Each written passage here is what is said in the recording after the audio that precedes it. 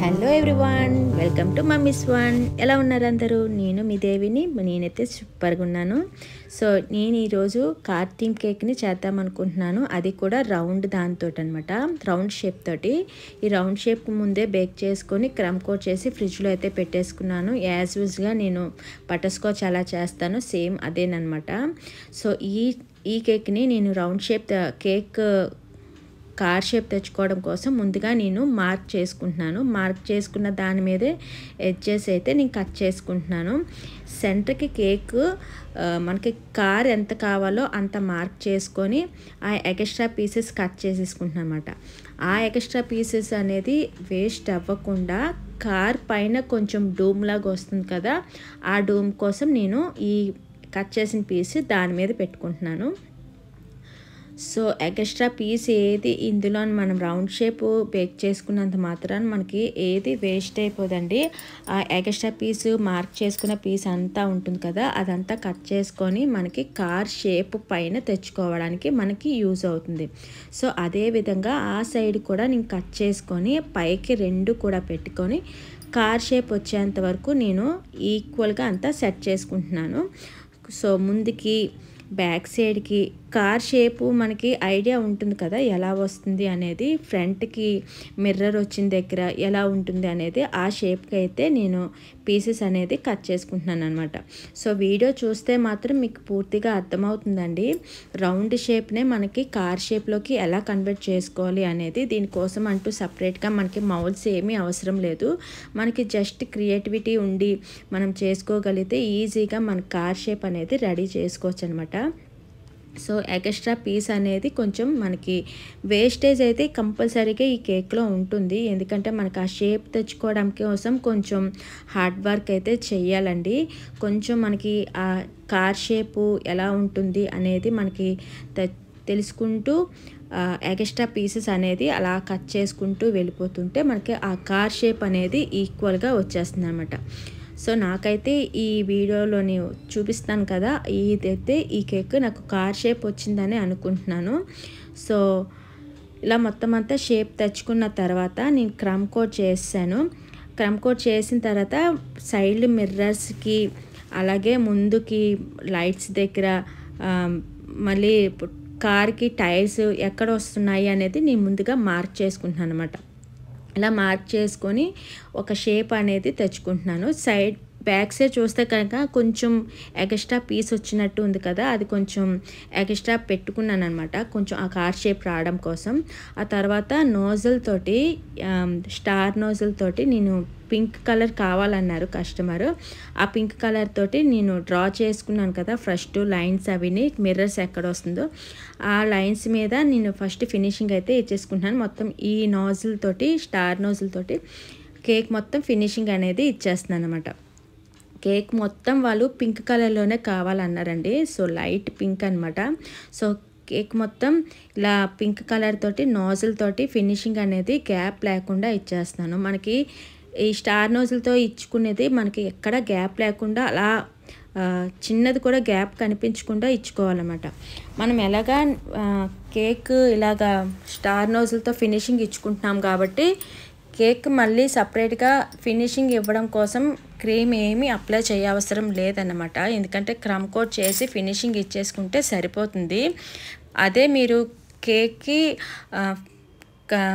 Finishing ఇచ్చుకొని అప్పుడు మళ్ళీ నోజల్తో క్రీమ్ కనుక ఇచ్చుకుంటే అప్పుడు క్రీమే ఎక్కువైపోతుంది అనమాట. ఎందుకంటే మనం ఆల్రెడీ క్రీమ్ తోటి ఫినిషింగ్ స్టార్ నోజల్తో ఇచ్చుకుంటాం కాబట్టి మనకి క్రమ్ కోట్ చేసి దాని మీద ఇచ్చేసుకుంటే సరిపోతుంది అనమాట.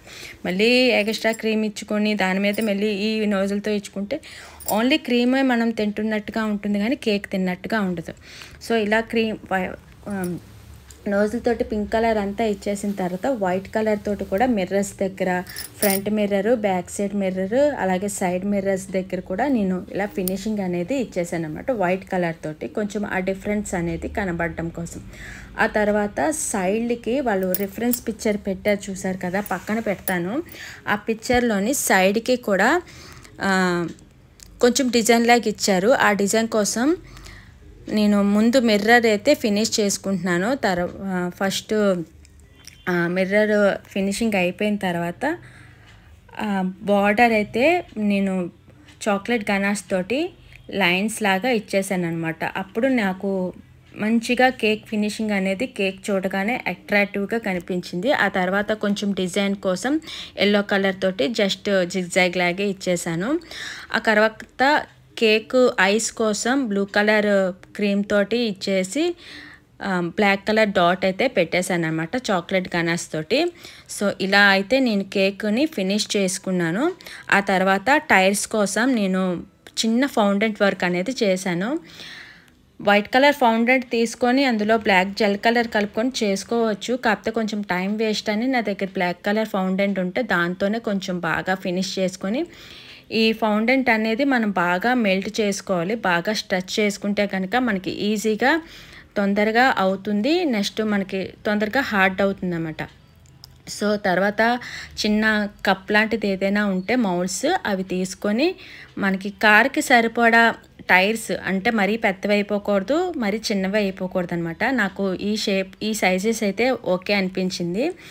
ఈ తీసుకొని అవి చక్కగా మనం రౌండ్ షేప్ కట్ చేసుకొని షేప్ అయితే ఇచ్చుకుంటున్నాను అనమాట. షేప్ ఇచ్చేసి మనం కార్కి అటాచ్ చేసుకోవాలి.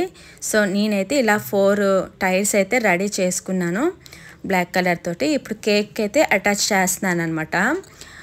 సో ఇవి అటాచ్ చేయడం కోసం నేను టూత్పిక్ సాయంతో అటాచ్ చేస్తాను. టూత్పిక్ సెంటర్కి గుచ్చుకొని కేక్ అయితే మనం కేక్ కార్కి ఎక్కడ టైర్ వస్తుందో అక్కడ మనకి తెలుస్తుంది కదా, అక్కడ అటాచ్ చేసుకొని టూత్పిక్ లోపలికి ఇన్సర్ట్ చేస్తే మనకి ఫౌండెంట్ కాబట్టి జారిపోయే ఛాన్స్ అయితే ఉండదన్నమాట. సో ఇది ఒక చిన్న ట్రిక్ అనమాట. మీకు హోమ్ బేకర్స్ అందరికీ ఇది కొంచెం యూజ్ అవుతుందని అనుకుంటాను. ఎందుకు అంటే మనం ఫౌండెంట్ వర్క్ చేసి ఫ్రిడ్జ్లో అయితే పెడతాం కదా, ఫ్రిడ్జ్లో పెట్టిన తర్వాత కొన్ని ఫౌండెంట్స్ హార్డ్ అవ్వకుండా జారిపోతూ ఉంటాయి అన్నమాట క్రీమ్ మీద. అలాగే జారకుండా ఉండాలంటే మనం టూత్పిక్ లోపలికి ఇన్సర్ట్ చేసాము అంటే మనకి చక్కగా స్టిక్ అయిపోతాయి. ఆ టూత్పిక్ కనిపించకుండా జస్ట్ ఆ టైర్ల మీద చిన్న ఎల్లో కలర్ క్రీమ్ తోటి టచ్అప్ ఇచ్చేసాము అంటే జస్ట్ మనకి నిజమైన టైర్స్ లాగే కనిపిస్తుంది అనమాట. ఆ తర్వాత నేమ్ రాయమని చెప్పారు. వైట్ కలర్ ఫౌండెంట్ రిబ్బన్లా కట్ చేసుకొని దాని మీద బర్త్డే బాయ్ నేమ్ అయితే రాసేసి ఫ్రంట్ నుంచి సైడ్కి వచ్చేలాగా కేక్ బోర్డ్ మీద సెట్ చేసేసాను. అంతేనండి, చాలా ఈజీగా రౌండ్ షేప్నే ఈ కార్ షేప్గా కట్ చేసుకొని కేక్ ఫినిషింగ్ అయితే చేసేసాను. కస్టమర్ అయితే ఈ కేక్ని చూడగానే చాలా హ్యాపీగా ఫీల్ అయ్యారు. కస్టమైజర్ ఏ షేప్ అయితే ఏ కలర్ తోటి పెట్టారో అదే షేపు అలాగే నేను కేక్ చేసి ఇచ్చానండి. కస్టమర్ అయితే చాలా హ్యాపీగా మంచి ఫీడ్బ్యాక్ అయితే ఇచ్చారు నాకు. సో ఈ కేక్ కనుక మీకు నచ్చితే నా ఛానల్ని లైక్ చేయండి, షేర్ చేయండి, సబ్స్క్రైబ్ చేసుకోండి. అలాగే పక్కన ఉన్న గంట సింబల్ని క్లిక్ చేయడం అస్సలు మర్చిపోకండి. ఇలాంటి మంచి మంచి వీడియోస్ కోసం నా ఛానల్ని అయితే ఫాలో అయిపోండి.